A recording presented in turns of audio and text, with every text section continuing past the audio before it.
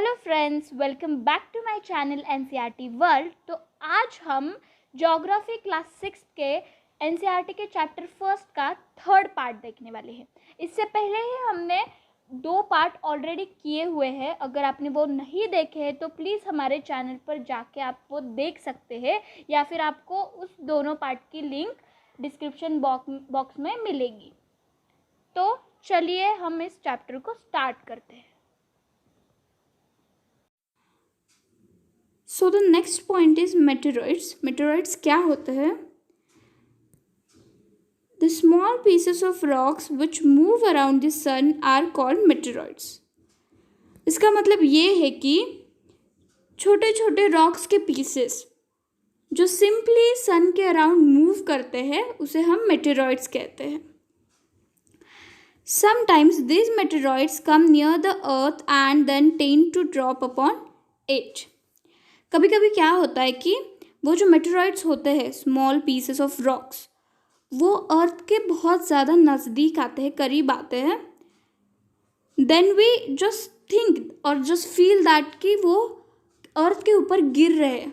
Actual में वो गिरते नहीं है, पर हमें सिर्फ ऐसा लगता है. They just pretend that they are falling on the earth. Okay. During this process, due to friction with the air, they get heated up and burn. So, इस प्रोसेस के वक्त, मतलब जब वो अर्थ के नज़दीक आते हैं तो क्या होता है, अभी ये अर्थ है और अर्थ का ये एटमॉस्फेयर है. When the meteoroids are traveling through this atmosphere coming towards the earth, तब वो एटमॉस्फेयर के साथ, मतलब एयर के साथ उनका फ्रिक्शन हो जाता है. घर्षण होने के कारण वो हीट हो जाते, मतलब वो बहुत ज़्यादा गर्म हो जाते हो और एटमॉस्फेयर में ही जल जाते हैं, यानी कि वहाँ पे ही वो डिस्ट्रॉय हो जाते हैं. सो वो अर्थ एक्चुअल में अर्थ तक नहीं पहुँच पाते. It causes a flash of light. तो वो जो प्रोसेस है, वो जब वो बर्न हो जाते हैं तब फ्लैश ऑफ लाइट फॉर्म हो जाती है. Sometimes a meteor without being completely burned falls on the earth and create a hollow. मतलब कभी कभी क्या होता है, तो मेटियोर जलती नहीं है, completely burn नहीं होते और वो अर्थ के ऊपर गिर जाते हैं. पर गिर कर वो क्या करते हैं, तो एक हॉलो फॉर्मेशन वो वहाँ पे बनाते हैं. ओके. अगर आप नेट पे सर्च करोगे तो आपको वो इमेजेस मिलेगी, कैसे होलो फॉर्मेशन होता है, वो होलो स्ट्रक्चर क्रिएट होता है उनके गिरने के बाद. तो आप वो देख सकते हैं. Then do you see a whitish broad band like a white glowing path across the sky on a clear starry night. यहाँ पे उन्होंने ये पूछा है कि कभी आपने नाइट स्काई में ये ऑब्जर्व किया है कि एक वाइटिश ब्रॉड बैंड जैसा हमें दिखता है, just like a white glowing path. वो क्या होता है actually? It is a cluster of million of stars. This band is the milky way Galaxy. तो वो जो वाइटिश बैंड हमें दिखता है वो एक्चुअली क्या होता है कि cluster of million of stars, बहुत सारे स्टार्स जब इकट्ठे होते हैं तो वो बैंड फॉर्म होता है. मतलब बहुत सारे ग्रुप्स ऑफ स्टार्स की वजह से वो वाइटिश बैंड हमें स्काई में दिखाई देता है. और उसी बैंड को या फिर उसी पाथ को हम क्या कहते हैं? Milky way Galaxy. ओके. सो उसका इमेज उन्होंने यहाँ पे दिया हुआ है. ये जो है ये मिल्की वे गैलेक्सी है. यहाँ पे आपको ये वाइटिश बैंड भी दिखाई देगा, उसे ही हम मिल्की वे गैलेक्सी कहते हैं.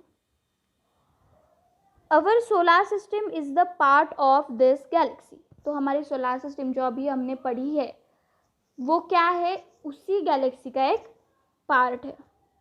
In ancient India, it was imagined to be a river of light flowing in the sky. तो पुराने ज़माने में लोग ये अज्यूम करते थे कि ये एक रिवर ऑफ लाइट है. मिल्की वे को क्या अज्यूम करते थे? रिवर ऑफ लाइट, मतलब रोशनी की नदी जो स्काई में बह रही है. Thus it was named आकाशगंगा। तो उसी की वजह से उसका नाम क्या हुआ, आकाशगंगा। A galaxy is a huge system of billions of stars and clouds of dust and gases। तो गैलेक्सी क्या है, एक ह्यूज सिस्टम है, बहुत बड़ी सिस्टम है जिसमें बिलियंस ऑफ स्टार्स, बहुत ज़्यादा स्टार्स है, देन क्लाउड्स है। क्लाउड्स किससे बने हुए हैं, डस्ट एंड गैसेस से। There are millions of such galaxies that make the universe. Milky way galaxy जैसे ही बहुत सारे अदर गैलेक्सीज भी है जो यूनिवर्स बनाते हैं, which are the part of universe। It is difficult to imagine how big the universe is। So ये बहुत मुश्किल है कि यूनिवर्स कितना बड़ा है, ये हम नहीं सोच सकते। It is too difficult to imagine। Scientists are still trying to find out more and more about it। अभी भी जो वैज्ञानिक है, जो साइंटिस्ट है, वो अभी भी ट्राई कर रहे हैं कि यूनिवर्स कितना बड़ा है, ये वो अभी भी रिसर्च उस पर वो कर रहे हैं, पर उनको भी अभी तक ये पता नहीं चला है। We are not certain about its size, but we know that all of us, you and I, belong to this universe। तो यहाँ पे ये दिया गया है कि हमें तो ये पता नहीं है अभी तक कि यूनिवर्स का साइज कितना है और वो कितना बड़ा है, पर हमें ये ज़रूर पता है कि हम सब इस यूनिवर्स का एक भाग है। तो इस पेज पे हमें एक एक्टिविटी दी गई है इस बॉक्स में, that can you relate yourself with the universe now. You are on the earth and the earth is a part of the solar system। Our solar system is a part of the Milky Way galaxy, which is a part of the universe। Think about the universe and the fact that it contains millions of such galaxies। How do you fit in the picture? So इस circle में आपको एक information दी गई है, जो अभी तक हमने पढ़ा है वही इस डायग्राम्स के हेल्प के साथ आप समझ सकते हैं। That if you are present on the earth, अगर आप यहाँ पे खड़े हो तो आप अर्थ का एक पार्ट हो। अर्थ किसका पार्ट है, सोलार सिस्टम का पार्ट है। Solar system milky way Galaxy का पार्ट है और मिल्की वे गैलेक्सी यूनिवर्स का पार्ट है। तो इससे आप जान सकते हैं, इससे आप खुद को रिलेट कर सकते हैं कि आप यूनिवर्स में कहाँ पे प्रेजेंट है। और यूनिवर्स बहुत बड़ा है, it contains many such galaxies. Okay, so यहाँ पे हमारा ये चैप्टर ख़त्म होता है। नीचे एक्सरसाइज दिया गया हुआ है, तो आप उसका आंसर्स ढूंढकर आप उसे सॉल्व कर सकते हैं। हमने ऑलरेडी उसके आंसर्स डिस्कस किए इसी चैप्टर में, so you can go through that. और अगर आपको इस चैप्टर के रिलेटेड कोई भी डाउट हो तो प्लीज़ मुझे कमेंट सेक्शन में वो आपका डाउट बताइए, मैं उसका आंसर ज़रूर दूंगी।